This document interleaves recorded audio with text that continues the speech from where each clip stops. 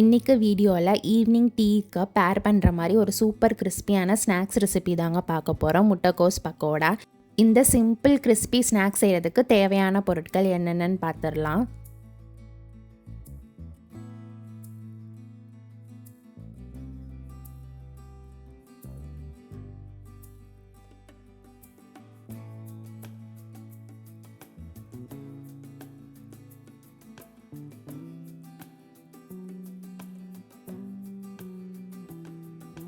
ஒரு பவுலில் கட் பண்ணி வச்சுருக்க கேபேஜை சேர்த்துக்கலாங்க.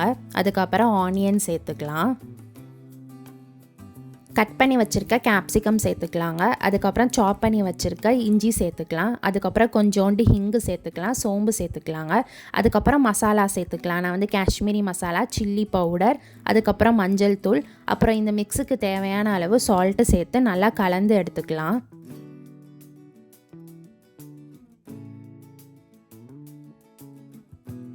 ஒரு பவுலில் அரிசி மாவும் கடலை மாவும் சேர்த்துக்கலாங்க. சேர்த்துட்டு ஒரு கரண்டி சூடான எண்ணெய் சேர்த்துக்கலாம். சேர்த்துட்டு நல்லா மிக்ஸ் பண்ணி எடுத்துக்கலாம்.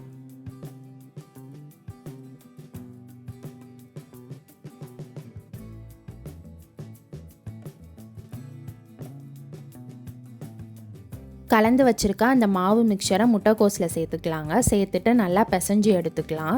தண்ணி சேர்க்காமே பிசையலாங்க. ஏன்னா முட்டைக்கோஸ்லேயே லைட்டாக தண்ணி இருக்கும். ஸோ அந்த கன்சிஸ்டன்சியே போதும். இல்லை உங்களுக்கு இன்னும் கொஞ்சம் வாட்டரியாக வேணும்னா நீங்கள் கொஞ்சோண்டு தண்ணி சேர்த்துக்கலாம். நான் தண்ணியே சேர்க்காமே நல்லா பிசைஞ்சு எடுத்துக்கிட்டேங்க. ஒரு பேனில் எண்ணெய் சேர்த்துக்கலாங்க. எண்ணெய் நல்லா சூடாகவும் நம்ம கேபேஜ் மிக்சரை ஒன்று ஒன்றா எண்ணெயில் சேர்த்துக்கலாம்.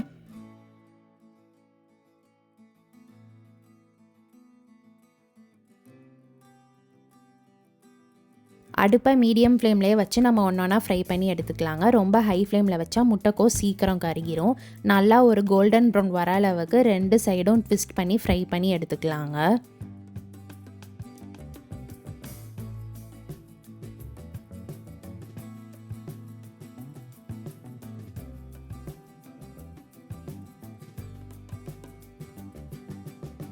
ரெண்டு சைட்ஸும் ஈக்குவலாக நல்லா குக் ஆகிருக்குங்க. நல்லா ஒரு கோல்டன் ப்ரௌன் கலரில் வந்துருச்சு. இப்போ ஒரு பிளேட்டில் எடுத்து ட்ரான்ஸ்ஃபர் பண்ணி வச்சுக்கலாம். அவ்வளோதாங்க, ரொம்ப கிறிஸ்பியாக சுட சுட முட்டைக்கோஸ் பக்கோடா ரெடி பண்ணியாச்சு. இதை ஈவினிங் டீயோட சேர்த்து சாப்பிட்டா செம சூப்பராக இருக்குங்க. கண்டிப்பாக ட்ரை பண்ணி பாருங்கள். இந்த மாதிரி சிம்பிள் அண்ட் ஈஸி ரெசிபீஸ்க்கு சோறு ரெடியா யூடியூப் சேனலை சப்ஸ்கிரைப் பண்ணி பெல் பட்டனை கிளிக் பண்ணிக்கோங்க.